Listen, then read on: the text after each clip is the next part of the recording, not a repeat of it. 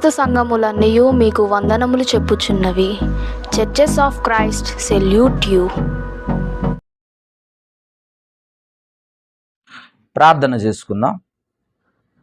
ప్రార్థన చేసుకుని ప్రభు వాక్యాన్ని ధ్యానించుకోవడానికి ప్రయత్నం చేద్దాం. ప్రేమ కలిగిన తండ్రి, కృప కలిగిన దేవ, మహోన్నతుడ, మీకే స్తుతులు స్తోత్రాలు చెల్లిస్తున్నాం. ఇప్పటి వరకు మీ కాపుదల్లో మమ్మల్ని భద్రపరుచుకొని మమ్మల్ని కాచి కాపాడిన విధానమును బట్టి కృతజ్ఞతాస్తుతులు చెల్లిస్తున్నాం. తండ్రి, ఈ సమయంలో నీ వాక్యమును ధ్యానిస్తుండగా మీరు మాతో ఉండి మాకు తెలియని విషయాలను తెలిసిన వాక్యములో నుండి బోధించి మమ్మల్ని బలపరిచి స్థిరపరిచి ఖండించి గద్దించి సరిచేసి నీకు ఇష్టమైన పాత్రగా మమ్మల్ని సిద్ధపరచుకొని మీరు మహిమ పొందమని వేడుకుంటూ మీరే మాతో మాట్లాడమని, ఏ ఆత్మకి ఎలాంటి మాటలు అవసరమై ఉన్నావో ఆయా బిడ్డలతో మీరే మాట్లాడి మమ్మల్ని స్థిరమైన మార్గంలోకి నడిపించుకోమని వేడుకుంటూ యేసునామమున అడిగి వేడుకొనుచున్నాము మా పరమ తండ్రి, ఆమేన్. క్రీస్తు పేరట మీ అందరికి వందనాలు తెలియజేసుకుంటున్నాను. ఈరోజు ఒక మంచి అంశాన్ని మనం నేర్చుకోవటానికి ప్రయత్నం చేద్దాం. మరి అంశం ఏంటంటే, పరలోకములో అనేక నివాసములు ఉన్నాయా? పరలోకములో అనేక నివాసములు ఉన్నాయా అన్న అంశం ద్వారా కొద్ది నిమిషాలు మనము ప్రభు వాక్యాన్ని ధ్యానించడానికి ప్రయత్నం చేద్దాం. మొదటిగా మనము జాగ్రత్త కలిగి దేవుని వాక్యానికి లోబడి ఉండాలి. వాక్యమే మనల్ని పరలోకానికి నడిపిస్తుంది. వాక్యమే మన పాదాలకు త్రోవ చూపిస్తుంది. అట్టి దేవుని మాటలను మనం చాలా జాగ్రత్త కలిగి వినాలి. ఎందుకనంటే వినుట వలన విశ్వాసం కలుగుతుందని లేఖనాలు సెలవిస్తున్నాయి. కనుక మనము విశ్వాసంలో బలపడాలంటే మొదటగా వాక్యాన్ని శ్రద్ధ కలిగి వినటానికి ప్రయత్నం చేయాలి. కనుక పరలోకములో నిజంగా అనేక నివాసాలు ఉన్నాయా అన్న అంశం ద్వారా కొద్ది నిమిషాలు మాట్లాడుకుందాం. నిర్గమకాండము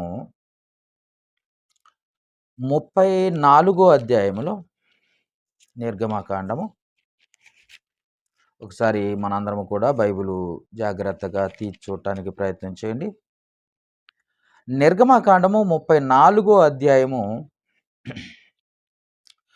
31 నుండి మనం చదువుకున్నట్లయితే, ఇక్కడ సీనాయి పర్వతం మీద నుండి రాతి పలకలను రెండోసారి మోషే గారు తీసుకొచ్చినప్పుడు సందర్భం ఇది.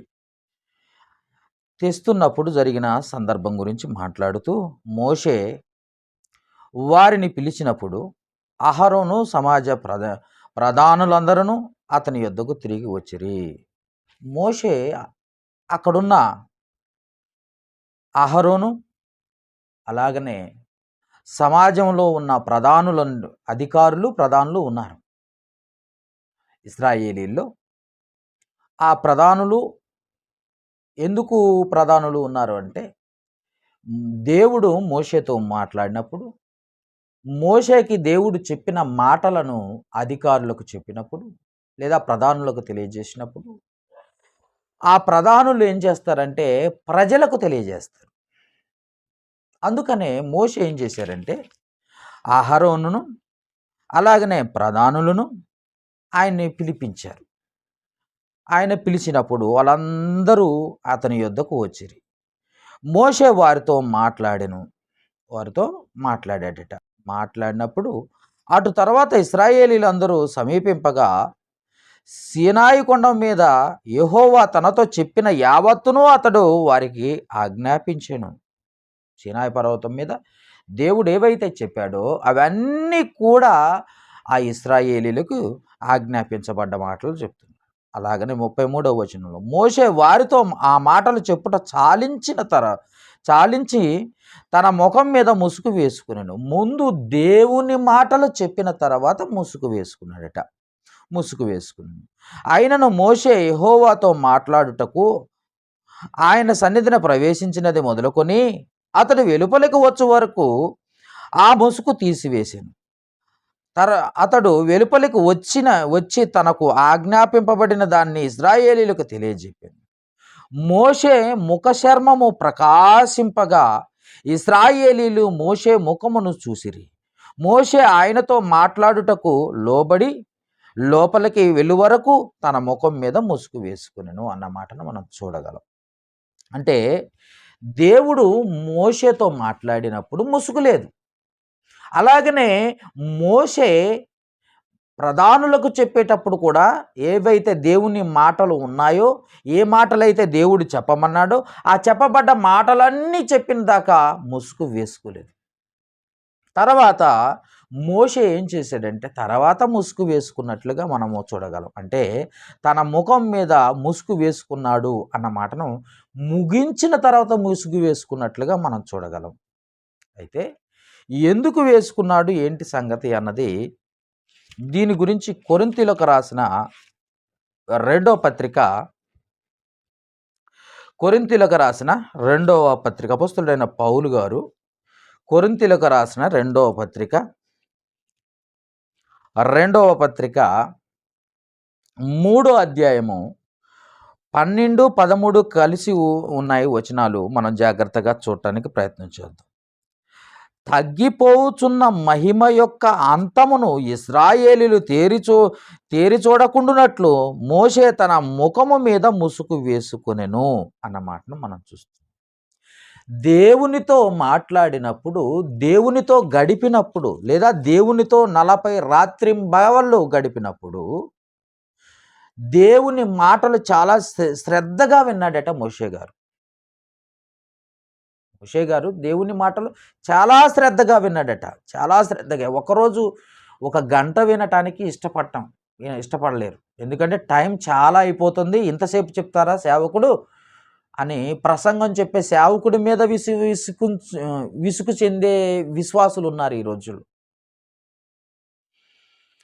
ఎందుకనంటే 1 గంట చెప్పామనుకోండి, అమ్మో అంత సాయమా అని అనుకుంటారు. కానీ దేవుడు మోషేకి 40 రాత్రింబవళ్ళు ఏ సబ్జెక్టు చెప్పాడో, దేని గురించి చెప్పాడో మనం ఆలోచించగలిగితే, అంతకుముందు ఆది కాండం నుండి ద్వితీయోపదేశ కాండం వరకు జరిగిన కార్యక్రమాలన్నీ దేవుడు ఎవరెవరికి ఏం చేశాడు, ఎవరెవరు ఎలా బ్రతికారో అవన్నీ కూడా మోషేకి చక్కగా వివరించినట్లుగా మనం చూడగలం. మోషే ఎప్పుడొచ్చాడు? నిర్గమకాండంలో 1వ అధ్యాయంలో మోషే పుట్టినట్టుగా మనం చూడగలం. కనుక మోషేకి అంతకుముందు జరిగిన విషయాలు ఏమీ తెలియదు. ఎందుకంటే అప్పుడే పుట్టాడు గనుక.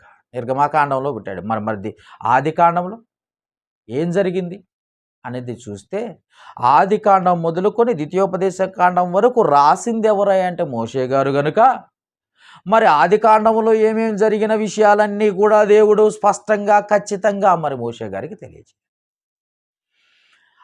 ఇది తెలియజేయడానికి దాదాపు 40 రాత్రింబగళ్ళు దేవుడు మాట్లాడేటట. 40 రాత్రింబగళ్ళు దేవుడు మాట్లాడుతుంటే, ఆ సబ్జెక్టు మాట్లాడుతుంటే మోషే గారు చాలా శ్రద్ధగా విన్నట్లుగా మనం చూడగలం.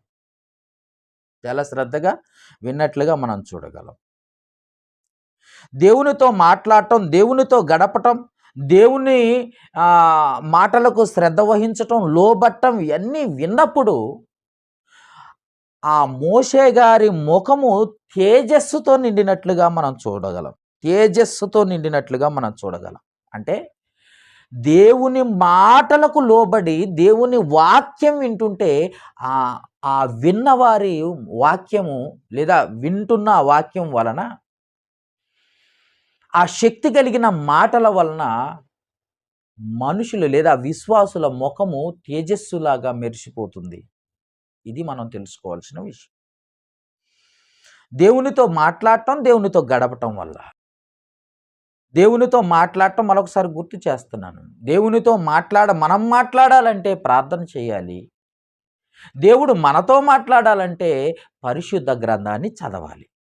ఇక్కడ మోషే గారితో దేవుడు మాట్లాడా అంటే దేవుడు మాట్లాడలేదు, కానీ దేవదూత వచ్చి మాట్లాడితేనే ముఖము తేజస్సుతో నిండి ఉందంట.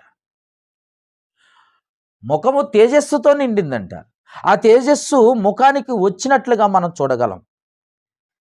దూత మాట్లాడితేనే ముఖానికి తేజస్సు ఉంటుంది, దేవుడు మాట్లాడితే ఇంకెంత తేజస్సు ఉంటుంది? ఒకసారి ఆలోచించండి, ఒకసారి ఆలోచించండి. అందుకే మోషే గారు మాట్లాడినప్పుడు తగ్గిపోతున్న మహిమ యొక్క అంతమును ఇశ్రాయేలీలు తేరి చూడకుండానట్లు మోషే తన ముఖము మీద ముసుగు వేసుకునెను. మేమట్లు చేయగా ఇటు నిరీక్షణ గలవారమే బహుధైర్యముగా మాట్లాడుచున్నాము అని పౌలు గారు కొరింథీ పట్టణంలో ఉన్న క్రీస్తు సంఘానికి ఈ పత్రిక చెప్తున్నాడు. అంటే దేవునితో గడిపితే, దేవునితో నడిస్తే, దేవుని మాటలు వింటా ఉంటేనంట ముఖము యొక్క ముఖ కవలికలు తేజస్సుతో నిండుతున్నాయి అన్న మాటను మనం చూడగలం. ఇంకా చూసినట్లయితే లూకాసు వార్త, యేసు ప్రభు కూడా ఇదే సందర్భం ఒకసారి జరిగింది, అది కూడా చూద్దాం. లూకాసు వార్త 9వ అధ్యాయం, లూకాసు వార్త 9వ అధ్యాయము 28, 29 వచనాలు చూసినట్లయితే, ఈ మాటలు చెప్పినది మొదలుకొని రమారామి 8 దినములైన తర్వాత ఆయన పేతురును, యోహానును, యాకోబును వెంట పెట్టుకొని ప్రార్థన చేయుటకు ఒక కొండ ఎక్కెను. ఆయన ప్రార్థించుచుండగా ఆయన ముఖరూపము మారెను, ఆయన ముఖరూపము మారెను. ఆయన వస్త్రములు తెల్లనివై దగదగా మెరిసెను. మరియు 2 పురుషులు అనగా ఆయనతో మాట్లాడుచుండిరి. వారు మోషే, ఏలియా అనువారు అన్న మాటను మనం చూడగలం. అంటే పరదైసులో ఉన్న మోషే, బాగా వినాలి, పరదైసులో ఉన్న మోషే, ఏలియా గారు ఇద్దరు వచ్చి యేసు ప్రభుతో మాట్లాడి వెళ్ళిపోయారట. పరదైసులో ఉన్నది ఎవరయ్యా అంటే ఆత్మలు. పరదైసులో ఉన్నవారు ఎవరయ్యా అంటే ఆత్మలు. వారు వచ్చి మాట్లాడితేనే దగదగా మెరిసిపోయే విధంగా యేసు ప్రభు వస్త్రాలు ఉన్నాయి, ఆయన ముఖకాంతి మారిపోయింది. ముఖకాంతి మారిపోయింది, వస్త్రాలు కూడా ఎలా ఉన్నాయంటే దగదగా మెరిసిపోతున్నాయట, దగదగా మెరిసిపోతున్నాయి. మనము కన్నులు మూయగానే మన రూపురేఖలు కూడా మారిపోతాయి. జాగ్రత్త.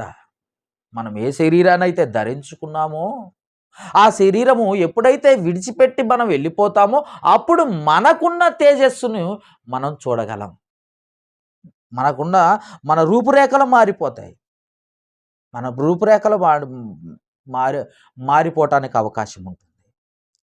దేవదూతే ప్రశ్నిస్తే, మనము దేవదూతే ప్రకాశవంతంగా ఉంటే, దేవదూతే ఒకవేళ ప్రకాశవంతంగా ఉండి దేవుని కుమారుడైన యేసుక్రీస్తు లేదా ఆత్మలో వచ్చేసి మాట్లాడితేనే ఇక్కడ అలా యేసు ప్రభు వస్త్రాలు అయితేనేమి, ముఖం అయితేనేమి మారిపోతే, దేవదూత వచ్చి మోషే గారితో మాట్లాడినప్పుడే ముఖ కవలికలు మారిపోతే, తేజస్సుగా మారిపోతే, మరి మనము దేవుని కుమారులం కదా. దేవదూత అంత కాంతిగా ఉంటే మనం దేవుని కుమారులము, కుమార్తెలము కదా, మనం ఎలా మారిపోతాం? ఒకసారి ఆలోచించండి. ఒక శరీరాన్ని వదిలిపెట్టిన తర్వాత ఒకవేళ మరణిస్తే మనం ఎలా మారిపోతాం? ఎంత దేవుని స్వరూపంలోకి వెళ్ళిపోతాము. దేవుని రూపం ఎలా ఉంటుందో మనలో మనం చూడగలం. ఎందుకంటే ఆయన పోలికగా, ఆయన స్వరూపమునందు మనల్ని సృష్టించాడు. ఆదికాండము 1వ అధ్యాయం 26వ వచనం. ఆయన స్వరూపమందు ఆయన పోలికగా మనల్ని సృష్టిస్తే, ఆయన రూపం మనకిస్తే మనం ఎంత కాంతిగా ఉంటామో ఒకసారి ఆలోచించండి. పరదైసులో ఉన్న మోషే, ఏలియా వచ్చి మాట్లాడినందుకు యేసు ప్రభు ముఖము మారిపోయిందంట. అలాగనే ఆయన వస్త్రాలు దగదగ మెరిసిపోతున్నాయంట. అంటే దేవునితో మాట్లాడిన, దేవునితో గడిపిన మన తేజస్సు గొప్పగా ఉంటుందన్న సంగతి మనం ఆలోచించాలి. ఈ భూమి మీదకు వచ్చిన తర్వాత మన రూపురేఖలు దేవుడు మార్చేశాడు, గుర్తుపెట్టుకోండి. ఎందుకంటే ఒకని రూపము ఒకరికి ఉండకుండా మనందరం ఆత్మలం. మనకొక శరీరాన్ని అమర్చాడు, ఆ శరీరములోని ఆత్మ ఉంది. ఈ శరీరము ఒక రూపుగా ఉండకూడదు, ఒకే రూపంలో ఉండకూడదు. కనుక అన్నీ మార్చేశాడు, వేలి ముద్రలతో సహా. మనలో ఉన్న ఆత్మ తండ్రి రూపురేఖలతో ఉందన్న సంగతి గుర్తుపెట్టుకోవాలా. ఆత్మ శరీరంలో ఎలా ఉందో తెలుసా? ఆ శరీరంలో దేవుడు పెట్టాడు. ఆ ఆత్మ దేవుని స్వరూపం, దేవుని పోలిక అది. ఒకవేళ శరీరాన్ని విడిచిపెడితే, మనిషి ఈ శరీరాన్ని విడిచిపెడితే ఆ మనిషి కనపడ్డు, ఆ ఆత్మ కనపడదు. ఎందుకంటే తేజస్సుతో నిండి ఉంటుంది, అది తేజస్సుతో నిండి ఉంటుంది. అందుకే అలాంటి శ్రేష్టమైన మాటల్లో మనం ఉంటే మన రూపురేఖలే మారిపోతున్నాయి. దేవునితో గడిపితేనే రూపురేఖలు మారిపోతున్నాయంటే మనం నమ్మాలి. ఎందుకంటే మనము దేవుని పోలిక, దేవుని స్వరూపం. మనం పరలోకం నుండి వచ్చిన వారం, తండ్రి నుండి వచ్చిన వారం. 90వ కీర్తన 1వ వచనంలో, తరతరములకు మాకు నివాస స్థలము నీవే తండ్రి. ఆ తండ్రిలో నుండి వచ్చిన వారం, ఆయన పోలికగా వచ్చిన వారం. ఈ శరీరములో ఉన్నాం గనుక ఈ శరీరము యొక్క రూపురేఖలు వేరు, కానీ శరీరములో ఉన్న ఆత్మ ఆయన రూపం, ఆయన రూపం, ఆయన స్వరూపం. అందుకే మోషే ఏలియా వచ్చినప్పుడు యేసు ప్రభు ముఖకాంతి మారిపోయింది, ముఖకాంతి మారిపోయింది. ఆయన వస్త్రాలు దగదగా మెరిచిపోతుంది. దేవదూత వచ్చి మోషేతో మాట్లాడినప్పుడు మోషే ముఖకాంతి మారిపోయింది. ముసుగు వేసుకున్నాడట దేవుని మాటలు చెప్పిన తర్వాత, తగ్గిపోకుండా ముసుగు వేసినట్లుగా మనం చూస్తున్నాం. అలాంటి శ్రేష్టమైన దేవుడు ఉన్న చోటికి మనం వెళ్ళాలి అని అంటే యేసు ప్రభు మాత్రమే మనల్ని తీసుకెళ్ళగలడు. అందుకే ఏమంటున్నాడు? యోహాను సువార్త 14వ అధ్యాయము 2వ వచనంలో ఈ మాట రాసి ఉంటుంది. చూద్దాం ఒకసారి. యోహాను సువార్త 14వ అధ్యాయం 2వ వచనం, నా తండ్రి ఇంట అనేక నివాసములు కలవు అంటున్నాడు. నా తండ్రి ఇంట అనేక నివాసములు కలవు. నా తండ్రి అంటే నా ఇంట అనేక నివాసములు కలవు, లేని ఎడల మీతో చెప్పుదును, మీకు స్థలము సిద్ధపరచ వెలుచున్నాను అంటున్నాడు. మీకు స్థలము సిద్ధపరచ వెలుచున్నాను అంటున్నాడు. నేను వెళ్ళాలి, నేను వెళ్ళి నేనేం చేయాలి? మీకు అనేక నివాసాలు ఉన్నాయి, మీరు భూమి మీదే ఉన్నారు, కానీ మీ కొరకు తండ్రి అయిన దేవుడు మనిషి ఇల్లు కడితేనే చాలా అందంగా కనబడుతూ ఉంటుంది. ఒక మనిషి ఒక ఇంటిని నిర్మించుకున్నాడు అనుకోండి, కట్టుకున్నాడు అనుకోండి, ఎంతో గొప్ప డిజైన్లతో కట్టుకుంటూ ఉంటాడు, ఎంతో గొప్పగా, ఎంతో అందంగా అలంకరించేటట్లుగా కట్టుకుంటూ ఉంటాడు. కబోర్డ్స్ ఏమి, ప్రతిదీ కూడా, కిచెన్ ఏమి, అన్నిటినీ, డైనింగ్ హాల్ ఏమి మంచి అందంగా నిర్మాణం చేసుకుంటాడు. మరి మనిషే ఇంత అందంగా నిర్మించుకుంటే దేవుడు నిర్మించిన నివాస స్థలాలు ఎంత గొప్పగా ఉంటాయో ఒకసారి ఆలోచించండి. దేవుడే కట్టి ఉంచాడట మన కొరకు నివాస స్థలాలు. ఉన్నాయా? ఉండబట్టే కదండి ఉన్నాయని చెప్తున్నాడు. ఉన్నాయని చెబుతున్నాడంటే ఉన్నాయివి ఉండబట్టి చెబుతున్నాడు, లేకపోతే లేవు అని చెప్పేవాడే. అందుకే ఏమంటున్నాడు? నా తండ్రి ఇంట అనేక నివాసములు కలవు, అనేకమైన నివాసాలు ఉన్నాయట పరలోకములు. వారి స్థాయిని బట్టి, వారి విశ్వాసమును బట్టి ఆ నివాసాలు ఇస్తాడట. వారి స్థాయిని బట్టి, వారికి ఉన్న విశ్వాసాన్ని బట్టి, వారు రక్షించిన ఆత్మలను బట్టి లెక్క చూసి వారికి ఇస్తాడట దేవుడు. అందుకే ప్రతి వాని జీతం ఆయన యొద్ద ఉంది అంటున్నాడు. జీతం ఆయన దగ్గర పెట్టుకున్నాడు. అందుకే జీతంతో పాటు ఇంటిని, నివాస స్థలాన్ని నివాసాన్ని ఇస్తానంటున్నాడు. ఉన్నాయి కాబట్టే అన్నాడు కాబట్టే ఉన్నాయని నమ్మాలి మనం. అన్నాడు కాబట్టే ఉన్నాయని నమ్మాలి. ఎందుకంటే అవి ఏమైనా మనకు కనపడుతున్నాయా అంటే కనపడాలి. లేనివి ఉన్నట్టుగా, ఉన్నవి లేనట్టుగా చేశాడు దేవుడు. మరి ఉన్నాయి, చేసిన వాటినే ఉన్నాయి అని చెబుతున్నాడు దేవుడు. మరి ఇప్పుడైనా నమ్మొద్దా? నమ్మకం అంటే ఏంటనుకుంటున్నారు? హెబ్రీలకు రాసిన పత్రిక 1వ అధ్యాయము, హెబ్రీలకు రాసిన పత్రిక 11వ అధ్యాయం 11వ అధ్యాయం 1వ వచనంలో ఆ మాట రాసి ఉంటుంది. విశ్వాసమనున్నది నిరీక్షింపబడు వాటి యొక్క నిజస్వరూపము అంటాడు. విశ్వాసం అనేది, నమ్మకం అనేది నిరీక్షణ. ఏదైతే నివాసం ఉందని నువ్వు నమ్ముతావో దాని యొక్క నిజస్వరూపం అంట. పరలోకం ఉంది అని నువ్వు నమ్మితే ఎప్పుడైతే శరీరాన్ని విడిచిపెట్టి వెళ్తావో, ఎప్పుడైతే క్రీస్తు రెండో రాకడ జరుగుతుందో అప్పుడు నువ్వు వాటిని చూడగలవు. అవి ఉన్నాయని నమ్మాలి. అందుకే విశ్వాసం అనున్నది నిరీక్షింపబడు. ఏటి కోసం నిరీక్షణ? నివాసాలు ఉన్నాయి. నాకు ఒక నివాసం పరలోకంలో ఉంది. నాకు ఒక నివాసము పరలోకములో ఉంది. నా కొరకు ప్రభువైన యేసుక్రీస్తు సిద్ధపరిచిన నివాసం పరలోకంలో ఉందని భూమి మీద ఉండగానే నువ్వు నమ్మాలి. అందుకే ఏమంటున్నాడు? విశ్వాసం అనున్నది నిరీక్షింపబడు వాటి యొక్క నిజస్వరూపం. అదృశ్యమైనవి ఉన్నవనుటకు రుజువునై ఉన్నాయి. అది నీకు కంటికి కనపడకపోవచ్చు, కానీ ఉన్నాయి. నీ కంటికి కనపడకపోవచ్చు, ఉన్నాయని యేసు ప్రభువు చెప్పిన తర్వాత, ఉన్నాయని ఆయన నిశ్చయంగా చెప్పినప్పుడు నువ్వు నమ్మట్లేదంటే నువ్వు విశ్వాసివి కాదు, అవిశ్వాసివి. లేనివి ఉన్నాయని రుజువు చేస్తున్నాడు. లేనివి ఉన్నాయని, మనకు కంటికి కనపడని వాటిని ఉన్నాయని నీకు చెప్పినప్పుడు నువ్వు రుజువుగా నమ్మాలి. దాన్నే విశ్వాసం అంటారు. బైబిల్లో రోమీలకు రాసిన పత్రికలో ఒక మంచి మాట రాసి ఉంటుంది. చూద్దాం ఒకసారి ఆ మాట కూడా. రోమీలకు రాసిన పత్రికలో, బైబిల్లో రోమీలకు రాసిన పత్రిక 4వ అధ్యాయము 17వ వచనంలో ఉంటుంది ఆ మాట. మనం చూద్దాం.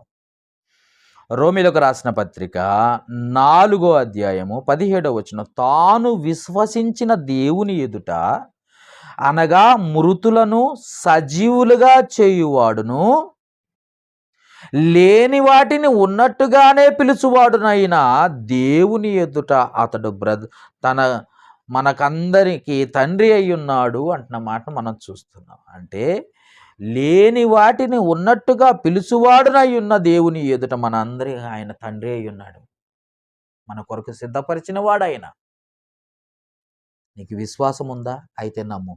ఒకవేళ చనిపోతే నేను ఖచ్చితంగా నాకు నివాసం ఉందని నమ్మాలి. నన్ను రక్షించిన నా ప్రభు అయిన యేసుక్రీస్తు నాకు ఖచ్చితంగా నివాసం ఇస్తాడని నమ్మాలి.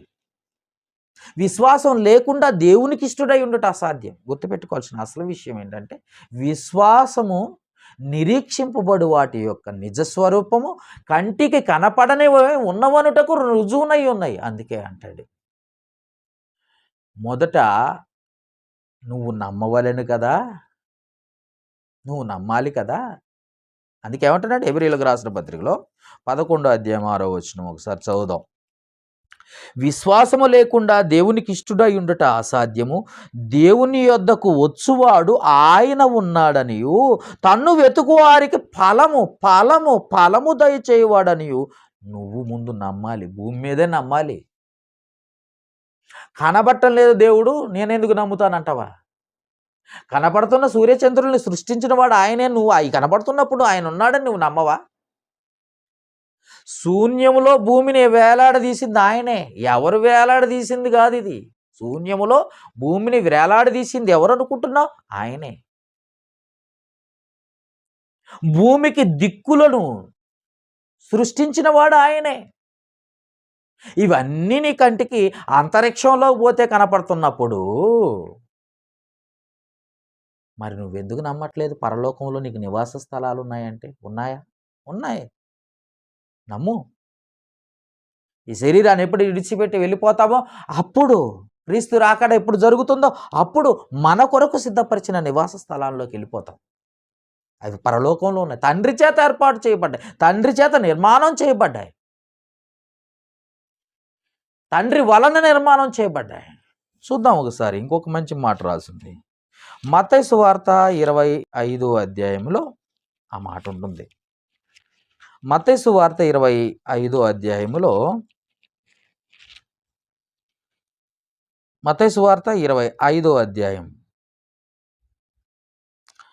34వ వచనం, 33 నుండి 34 చదువుకుందాం.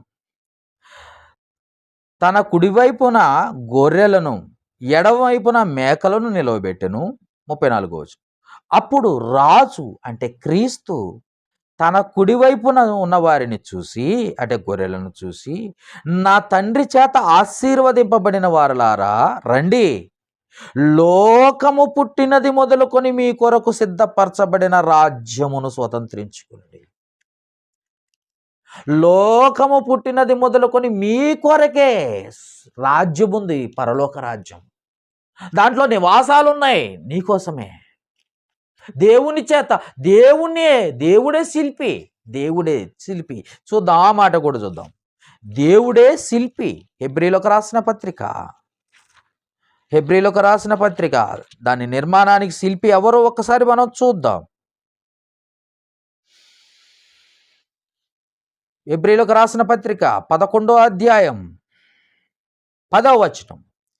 ఏలయనగా దేవుడు దేనికి శిల్పియు నిర్మాణకుడై ఉన్నాడో పునాదులు గల ఆ పట్టణము కొరకు అబ్రహాము ఎదురు చూచుచుండెను. ఇంకా అబ్రహాం వెళ్ళిపోలేదండి పరలోకం, ఇంకెళ్ళలే. ఇస్సాకు, అబ్రహాము, యాకోబు, హానోకు, ఏలియా ఎవ్వరు కూడా వెళ్ళలేదు. మనందరం కలిసి ఒక్కసారి మనందరినీ తీసుకెళ్లాలని తండ్రి అయిన దేవుని ఉద్దేశం. అందుకే ఏమంటున్నాడు, మనము దేవునితో గడిపితే మన రూపురేఖలే మారిపోతాయే. మనం మన కొరకు సిద్ధపరిచిన పరలోకం ఉంది, మన కొరకు సిద్ధపరిచిన నివాస స్థలములు ఉన్నాడు అంటే నువ్వు నమ్మవా? మోషేను చూడండి, మోషే ముఖకాంతి మారిపోయిందంట. దేవదూతతో మాట్లాడి, దేవదూత వచ్చి మాట్లాడి, దేవదూతే అంత దగదగా మెరుస్తూ ఉంటే, ఎక్కడో పరదైసులో ఉన్న ఆత్మలు వచ్చి మాట్లాడినందుకే యేసుక్రీస్తు వస్త్రాలు దగదగా మెరిచిపోతున్నాయంటే, మనలో ఉన్న ఆత్మ దేవుని స్వరూపము, దేవుని పోలిక. దేవుడే మనల్ని సృష్టించి ఈ శరీరాన్నిలో అమర్చినప్పుడు, ఈ శరీరాన్ని ఎప్పుడైతే విడిచిపెట్టి వెళ్ళిపోతామో అక్కడ మన కోసం నివాస స్థలాలు ఉన్నాయంటే దానికి నిర్మాణకుడు దేవుడు అన్న సంగతి మర్చిపోతున్నారు మీరు. దానికి ఏమంటున్నాడు చూద్దాం. హెబ్రీలకు రాసిన పత్రిక 11వ అధ్యాయం 10వ వచనంలో, ఏలయనగా దేవుడు దేనికి శిల్పియు నిర్మాణకుడై ఉన్నాడో ఆ పునాదులు గల పట్టణము కొరకు అబ్రహాము ఎదురు చూస్తున్నాడు. ఆ నిర్మాణము దేవుడు చేశాడట, ఆ నివాస స్థలములు దేవుడు చేశాడు. అందుకే నా తండ్రి ఇంట అనేక నివాసములు ఉన్నాయి. లేని ఏళ్ళ వచ్చి చెప్తాను, ఉన్నాయా? ఉన్నాయి. విశ్వాసం ఉంటే నీకు కనపడతాయి. విశ్వాసంతో ఎదురు చూడు. నమ్మకం ఉండాలి. నమ్మకం లేకపోతే, విశ్వాసం అనేది లేకపోతే, కనపడనది నీకు కనపడాలని నువ్వు నమ్మితే అది నీకు కనపడుతుంది, ఖచ్చితంగా కనపడుతుంది. అంతేగాని విశ్వాసం లేకుండా ఏదో అవిశ్వాసిగా వచ్చి వెళ్ళిపోదాం అనుకుంటున్నావేమో చర్చికి, సంఘానికి. మొదట నీలో విశ్వాసం ఉండాలి, నీలో పట్టుదల ఉండాలి, నీ ప్రార్థనలో పట్టుదల ఉండాలి, నువ్వు వెళ్తాననే కాన్ఫిడెన్స్ ఉండాలి, నీ మీద నీకు నమ్మకం ఉండాలి. చాలామందికి అది లేదండి. అవి ఎక్కడ కనపడుతున్నాయండి? కనపడవు. ఎప్పుడైతే శరీరాన్ని విడిచిపెట్టి వెళ్ళిపోతావో అప్పుడు కనపడతాయి. ఎప్పుడైతే క్రీస్తు వచ్చి నిన్ను తీసుకొని పోయి ఆ నివాస స్థలాలు నీకు చూపించి నీకు ఇస్తాడో అప్పుడు చూస్తావు నువ్వు.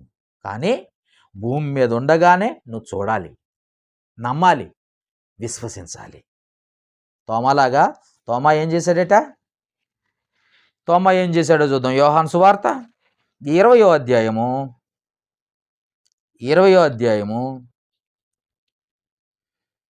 తోమా ఏం చేశాడో చూద్దాం. యోహాను సువార్త 20వ అధ్యాయం 25వ వచనం, 25, 26 వచనాలు చదువుకుందాం. గనుక తక్కిన శిష్యులు మేము ప్రభువును చూసితిమని అతనితో చెప్పగా అతడు, నేను ఆయన చేతులలో మేకుల గుర్తును చూసి నా చేతి వ్రేలను ఆ మేకుల గురుతులో పెట్టి నా చెయ్యి ఆయన ప్రక్కలో ఉంచితేనే గాని నేను నమ్మనని వారితో చెప్పాను. చూసారా, అవిశ్వాసి పని అట్లా ఉంటుంది. అర్థమైందా? యేసు ప్రభువుకు మేకులు కొడితే ఆ చేతులకు రంధ్రాలు పడిపోతే ఆ రంధ్రాల్లో వేలు పెట్టి మళ్ళీ గెలికే పరిస్థితికి వచ్చేసాడు అవిశ్వాసి. ఎందుకంటే నమ్మకం లేదు.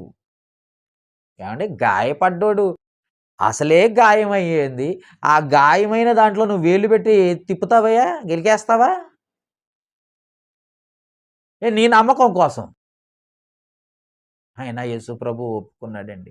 ఎందుకంటే విశ్వాసం కలగాలని. శిష్యులకే విశ్వాసం లేకపోతే ఈరోజు మనం నమ్మలేం కదా. అందుకని వారికి నమ్మకం కలిగించటం కొరకు నమ్మేటట్లుగా చూపించాడు. ఏమన్నాడు చూద్దాం ఒకసారి ఆ మాట కూడా. 27వ వచనం. తరువాత తోమా చూసి, నీ వ్రేలు ఇటు చాచి నా చేతిలో చూడుము, నీ చెయ్యి చాచి నా ప్రక్కలో ఉంచి అవిశ్వాసివి కాక విశ్వాసివై ఉండుము. ఎందుకంటే అందుకు తోమా ఆయనతో, ప్రభువా నా దేవా అనెను. 29వ వచనం యేసు అంటున్నాడు, చూసిన తర్వాత నీవు చూసి నన్ను నమ్మితివి. నీవు నన్ను ఏం చేశావు? చూసి నమ్మావు. చూడక నమ్మిన వారు ధన్యులు అన్నాడు. చూడక నమ్మిన వారు ధన్యులు. నిజమే, చూడకుండా నమ్మాలి. భూమి మీద ఉండగానే నీకు నమ్మకం దొరకాలి. భూమి మీద ఉండగానే నువ్వు విశ్వసించాలి. భూమి మీద ఉండగానే నీ తండ్రి నీకు నివాస స్థలాలు ఏర్పాటు చేశాడని నువ్వు సిద్ధపాటు కలిగి ఉండాలి. చాలామందికి ఆ సిద్ధపాటు అంటే ఏంటో కూడా తెలియని పరిస్థితిలో ఉన్నారు. చాలామందికి కళ్ళ ముందు జరిగితేనే నమ్ముతారు. కళ్ళ ముందు జరగాలి, ఏదైనా జరగాలి. కళ్ళ ముందు జరిగితేనే నమ్మితే చివరికి నువ్వు అవిశ్వాసిగానే ఉంటావు. ఇలాంటి వారి గురించి యేసు ప్రభు 6వ అధ్యాయంలో ఒక మాట అంటున్నాడు.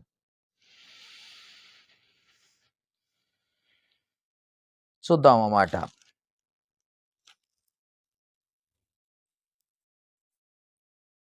యోహాను సువార్త 6వ అధ్యాయం. యోహాను సువార్త 6వ అధ్యాయం 25 నుండి. సముద్రపు అద్దరి ఆయన కనుగొని, బోధకుడా నీవెప్పుడెక్కడికి వచ్చితివని అడుగగా, యేసు మీరు సూచనలను చూచుట వలన కాదు గాని రొట్టెలు భుజించి తృప్తి పొందుట వలనే నన్ను వెతుకుచున్నారని మీతో చెబుతున్నాను అన్నాడు. సూచనలు అడిగేవారు ఉన్నారు, తినటానికి వచ్చేవాళ్ళు ఉన్నారు. నిజంగా వాక్యం విని విశ్వాసం కలిగిన వారు లేరు. కంటికి కనబడితే నమ్మేవాళ్ళు, చేతిలో వేళ్ళు పెట్టి వెతికే వాళ్ళు ఉన్నారే తప్ప, అవిశ్వాసులు ఉన్నారు తప్ప, స్థిరమైన మనసు కలిగి ఒకవేళ చనిపోతే నా దేవుడు నాకు పరలోకంలో నివాసం ఉంది, నేను వెళ్తాననే ధైర్యంగా చెప్పేవాళ్ళు లేరు. ఒకవేళ నేను ఈరోజు ఈ క్షణంలో చనిపోతే పరలోకానికి వెళ్తాను, పరలోకానికి నా దేవుడు నా కొరకు సిద్ధపరిచాడు, సిద్ధపరిచిన ఆ స్థలంలో నేను ఉంటాను, నాకు ఒక నివాసం ఉంది. భూమి మీద కాదు సుమా, నువ్వు ఎంత బిల్డింగ్ కట్టినా భూమి మీద, ఎన్ని అంతస్తులు బిల్డింగ్ కట్టినా భూమి మీద శాశ్వతం కాదు. భూమి లయమైపోద్ది. భూమి శాశ్వతం కాదు. భూమిని విడిచిపెట్టి వెళ్ళిపోవాలి. వెళ్ళిపోయిన తర్వాత పరలోకములో దేనికి నిర్మాణకుడు, దేనికి శిల్పిగా ఉండి ఎవరైతే నిర్మించాడో ఆ కన్న తండ్రి అయిన దేవుడు మన కొరకు నిర్మించిన నివాస స్థలం మనకిచ్చినప్పుడు ఉన్న ఆనందం ఎంత గొప్పదో ఒక్కసారి ఆలోచించండి. మన కన్న తండ్రి అయిన దేవుడు మన కొరకు నిర్మించాడట. మన కొరకు ఆయనే శిల్పి, ఆయనే తాపీ మేస్త్రి. ఒక విధంగా చెప్పాలంటే ఆయన చక్కటి ఇంటిని నివాసమును ఏర్పాటు చేశాడట. చక్కటి నివాసమును ఏర్పాటు చేశాడట. నివాసాన్ని ఏర్పాటు చేసి మన కొరకు సిద్ధపరిచాడట. మన కొరకు సిద్ధపరిచిన ఆ స్థలములో మనముండులాగున ప్రభువైన యేసుక్రీస్తు తీసుకెళ్ళి, నా తండ్రి ఏంట నివాసాలు ఉన్నాయి, నేను తీసుకెళ్ళి నీకు ఇస్తానంట. నా తండ్రి ఇంట నివాసాలు ఉన్నాయి, నివాసములు ఉన్నాయి, అనేక నివాసాలు ఉన్నాయి. నువ్వు నమ్ము. నేను అబద్ధం చెప్పటం లేదు. లేని ఎడల ముందే చెప్పేవాడిని, కానీ ఉన్నాయి కాబట్టి చెప్తున్నా. నేనున్న స్థలంలో మీరుండులాగున మరలా వచ్చి మిమ్మల్ని తీసుకుని వెళ్తాను అంటున్నాడు. ఎంత గొప్ప ధైర్యం, ఎంత గొప్ప అండి మన మీద ప్రేమ. అందుకే నమ్ముట నీ వలన అయితే నమ్మువానికి సమస్తమును సాధ్యమే. ఆవగింజంత విశ్వాసం లేదు నీలో, ఆవగింజంత నమ్మకం లేదు నీలో. నమ్ముట నీ వలన అయితే సమస్తమును సాధ్యం. నువ్వు నమ్ము. ముందుగా నువ్వు నమ్మాలి. నువ్వు నమ్మితే నీకున్నదని నీకు తెలుస్తుంది. నువ్వు నమ్మకమే చూపించలేకపోతుంది. ప్రభు పట్ల నువ్వు విశ్వాసమే లేదా, ప్రభు పట్ల నీకు విధేయత లేదు, ప్రభు పట్ల వాక్యం వినాలన్న మనస్సు లేదు, ప్రార్థన చెయ్యాలన్న మనస్సు లేదు, దేవునితో గడపాలి, నా రూపురేఖలు మారిపోయేటట్లుగా చెయ్యగలిగింది దేవుని సహవాసం. దేవునితో గడపటం వలన నాకు వచ్చేదేంటో తెలుసా? మార్పు. ముఖ కవలికలు మారిపోతాయి. మారిపోతుంది నా ముఖం, తేజస్సుగా మారిపోతుంది. ఎప్పుడైనా చూసారా? ప్రార్థన చేసి చక్కగా ప్రార్థన చేసి దేవునితో గడిపి ఒకసారి 1 గంట 2 గంటల తర్వాత నీ ముఖాన్ని ఒకసారి అద్దంలో చూసుకో, ఎంత తేజస్సుగా ఉంటుందో. పరిశుద్ధ గ్రంథాన్ని 1 గంట 2 గంటలో చదువుకొని దేవునితో గడిపి ఒకసారి అద్దంలో నీ ముఖాన్ని చూసుకో, ఒకసారి ఎంత అందంగా కనపడుతుందో. ఎప్పుడైనా చేశారా? చేస్తే కదా తెలిసేది, చెయ్యకపోతే ఏం తెలుస్తుంది? అందుకే దేవునితో గడపాలి, దేవునితో ఉండాలి, దేవునితో నువ్వు ఉండాలి, దేవునితో గడపాలి. దేవుని యొద్ద నివాస స్థలాలు ఉన్నాయని నువ్వు విశ్వసించాలి, విశ్వాసం కలిగి ఉండాలి. అది లేకపోతే నువ్వెంత చేసినా ఉపయోగం లేదు. అందుకే అంటున్నాడు యోహాను సువార్త 14వ అధ్యాయంలో, యోహాను సువార్త 14వ అధ్యాయంలో 2వ వచనంలో అంటాడు, నా తండ్రి ఇంట అనేక నివాసములు కలవు, లేని ఎడల మీతో చెప్పుదును. మీకు నివాసము, నేను మీకు స్థలము సిద్ధపరచ వెళుచున్నాను. నేను వెళ్ళి మీకు స్థలము సిద్ధపరిచిన ఎడల నేనుండు స్థలములో మీరును ఉండులాగున మరలా వచ్చి నా యొద్ద ఉండుటకు మిమ్మును తీసుకొని పోవుదును అన్నాడు. అర్థమైందా? నేను వెళ్ళు స్థలములోకి, నేను ఉండు స్థలములోకి మిమ్మల్ని తీసుకెళ్తాను. నా తండ్రి ఇంట నివాసాలు ఉన్నాయ్యా, నా తండ్రి ఇంట అనేక నివాసాలు ఉన్నాయి. దేవుడు ఆడిన మాట తప్పడు, మాట తప్పే దేవుడు కాదు, గుర్తుపెట్టుకోండి. మనిషి అయినా మాట తప్పుతాడేమో కానీ, మనిషి కాబట్టి మాట తప్పుతాడు కానీ దేవుడు ఎప్పుడు మాట తప్పలేదు. మనిషి అయినా మాటలో మారుస్తాడేమో కానీ దేవుడు మాటలు మార్చేవాడు కాదు. యేసు వెళ్ళేటప్పుడు, ఆయన ఆరోహణమై వెళ్ళేటప్పుడే మనకు శుభవార్త చెప్పాడు, మనకు ఒక నివాస స్థలం ఉంది అమ్మా, మీకు ఒక నివాస స్థలం ఉంది, మీరు భయపడకండి, నేను ఇల్లు స్థలంలో మిమ్మల్ని కూడా తీసుకెళ్తాను, ఆ స్థలంలోకి నిన్ను కూడా తీసుకెళ్తాను, నువ్వు భయపడకు అని శుభవార్త చెప్పి వెళ్ళినట్టుగా మనం చూడగలం. దేవుడు కట్టిన స్థలంలో మనల్ని తీసుకెళ్తాను అంటున్నాడు. దేవుడే కట్టిందంటే ఎంత గొప్పగా ఉంటుందో ఒక్కసారి మరలా మన ఊహలకు అందనిది పరలోకం, మన ఊహలకు అందనిది పరలోకం. అందుకే అంత గొప్పగా దేవుడు శిల్పి, నిర్మాణకుడు అబ్రహాము గారు ఎదురు చూస్తున్నాడట ఆ పట్టణం కొరకు, లేదా ఆ పరలోకం కొరకు, ఆ నివాస స్థలం కొరకు. అవునా? మనిషి నేల మీద పునాది వేస్తాడేమో కానీ దేవుడు భూమి మీద మనిషి భూమి మీద పునాది వేస్తాడేమో కానీ దేవుడు భూమిని గాల్లో వేలాడదీసినవాడు. నమ్మవా? భూమిని ఇందాకే చెప్పాను, గాలిలో శూన్యములో వేలాడదీసినవాడు దేవుడు. దానికంటే మరి శ్రేష్టమైనది పరలోకం, దాని నివాసాలు అక్కడున్నాయి. ఒకవేళ చనిపోతే ఆ నివాస స్థలానికి నువ్వు చేరుకోవాలి. ఒకవేళ నువ్వు మరణిస్తే ఆ నివాస స్థలానికి చేరుకోవాలంటే ముందు విశ్వసించాలి, ముందు విశ్వాసం కలిగి ఉండాలి. విశ్వాసం ఎలా వస్తుంది అని నువ్వు అడిగితే అప్పుడు రోమిలకు రాసిన పత్రిక 10వ అధ్యాయము 17వ వచనంలో చెప్తూ ఉన్నాడు. రోమిలకు రాసిన పత్రిక 10వ అధ్యాయము, అవునా, కాగా 10వ అధ్యాయము, రోమిలకు రాసిన పత్రిక 10వ అధ్యాయము 17వ వచనంలో ఉంటుందన్నమాట. కాగా వినుట వలన విశ్వాసము కలుగును, వినుట క్రీస్తును గూర్చిన మాటల వలన కలుగుతుంది. లోక సంబంధమైన మాటలు ఏంటో నువ్వు పాడైపోతావు. లోక సంబంధమైన స్నేహం చేస్తే నువ్వు పాడైపోతావు. దేవునితో స్నేహం చేయి, దేవుని మాటలు విను, నీకు విశ్వాసం కలుగుతుంది. విశ్వాసం కలుగుతుంది. అందుకే వినుట వలన విశ్వాసం కలుగుతుంది. విశ్వసించాలి, వినాలి, విశ్వసించాలి, మారు మనస్సు పొందాలి.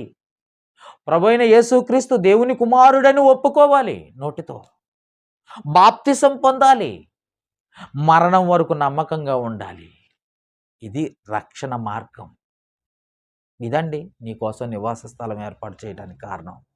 నువ్వు ఈ మార్గంలో ఉంటే, ఒకవేళ ఈ మార్గంలో ఉండి మరణిస్తే నీకు తప్పకుండా నివాస స్థలం ఉంది. ప్రభుత్వం ఇచ్చే స్థలాలు కావు, సెంటో అరసెంట్లో ఇస్తారు కదండి, అవి కావు. ప్రభు ఇచ్చేది, తండ్రి అయిన దేవుడు ఇచ్చేది, తండ్రి అయిన దేవుడు నిర్మించింది, తండ్రి అయిన దేవుడు ఏర్పాటు చేసింది, తండ్రి అయిన దేవుడు కట్టింది, నిర్మించింది, గొప్పది. అందుకే ఆయన ఆడిన మాట తప్పని దేవుడు, మాట తప్పని దేవుడు. ఆయన ఉన్నాయని నమ్ము. ఒకవేళ మరణిస్తే నీకు ఖచ్చితంగా ఆ నివాస స్థలం వస్తుందని నమ్ము. తప్పకుండా దేవుడు దీవిస్తాడు, తప్పకుండా నీకు ఇస్తాడు. దేవుడు నీకు ఇస్తాడు. నీకంటూ ఒక స్థలం ఉంది, అది ఇక్కడ కాదు, పరలోకంలో. అందుకే మన పౌరస్థితి పరలోకంలో ఉంది, మన స్థితి పరలోకమై ఉండాలి. అందుకే కొలస్సీలకు రాసిన పత్రిక 3వ అధ్యాయము, కొలస్సీలకు రాసిన పత్రిక, అపోస్తలుడైన పౌలు గారు కొలస్సీలో ఉన్న పత్రిక, కొలస్సీ పత్రిక 3వ అధ్యాయము 1వ వచనం నుండి చదువుకుంటూ పోతే, మీరు క్రీస్తుతో కూడా లేపబడిన వారైతే, బాప్తిసం తీసుకుని లేపబడిన వారైతే పైనున్న వాటినే వెతుకుడి, పైనున్న వాటినే వెతుకుడి. అక్కడ క్రీస్తు దేవుని కుడిపార్శ్వన కూర్చొని ఉన్నాడు. 2వ వచనం, పైనున్న వాటి మీదనే కానీ భూ సంబంధమైన వాటి మీద మనసు పెట్టకుడి. ఏలయనగా మీరు మృతి పొందితిరి, మీ జీవము క్రీస్తుతో కూడా దేవుని యొద్ద దాచబడి ఉన్నది. 4వ వచనం, మనకు జీవమై ఉన్న క్రీస్తు ప్రత్యక్షమైనప్పుడు మీరును ఆయనతో కూడా మహిమయందు ప్రత్యక్షపరచబడుదురు అన్న మాటను చూస్తాం. అంటే ఆయన మహిమలో మనం కూడా ప్రత్యక్షపరచబడతాం. ఆ మహిమ పరలోకంలో ఉంది, అది మన కొరకు సిద్ధపరచబడి ఉంది, మన కొరకు ఏర్పాటు చేయబడింది. కాబట్టి ఆ ఏర్పాటు చేయబడిన ఆ స్థలములో నువ్వు నేను అందరం ఉండాలని తండ్రి కోరిక. ఏ ఒక్కరు నశించిపోకూడదని తండ్రి కోరిక. మరి విశ్వాసంలో ఉన్నావా? నివాస స్థలాలు ఉన్నాయని నమ్ముతావా? నమ్మితే తప్పకుండా దేవుడు నీకు ఇస్తాడు. విశ్వాసం కలిగి జీవించు. ప్రార్థన చేసుకుందాం. ప్రేమ కలిగిన తండ్రి, కృప కలిగిన దేవ, మహోన్నతుడా, మీకే స్తుతులు స్తోత్రాలు చెల్లిస్తున్నాం. ఇప్పటి వరకు విన్న మాటలు నా మాటలుగా కాక నీ మాటలుగా నీ బిడ్డలుగా తెలియజేశాను. విని విడిచిపెట్టే వారిగా ఉండక ఈ మాటలు ప్రతి హృదయంలో పడి ఫలించినట్లుగా సహాయం చేయమని, వారి వారి నివాస స్థలములను సిద్ధపరిచిన దేవుని యొద్దకు పైనున్న వాటి కొరకు వెతికే వారిగా నీ బిడ్డలను సిద్ధపరచుకోమని వేడుకుంటూ, ప్రతి బిడ్డ ఏ ఒక్కరూ నశించిపోకుండా, ప్రతి బిడ్డకు నివాస స్థలం ఉంది కనుక ఆ నివాస స్థలము కొరకు తమను తాము నిరీక్షణ కలిగి విశ్వసించే వారిగా నీ బిడ్డలను ఏర్పాటు చేసుకోమని దీవించి ఆశీర్వదించు. ఈ మనవలు మా ప్రభువును లోక రక్షకుడు క్రీస్తు యేసు నామమున అడిగి వేడుకొనుచున్నాము మా పరమ తండ్రి. ఆమేన్.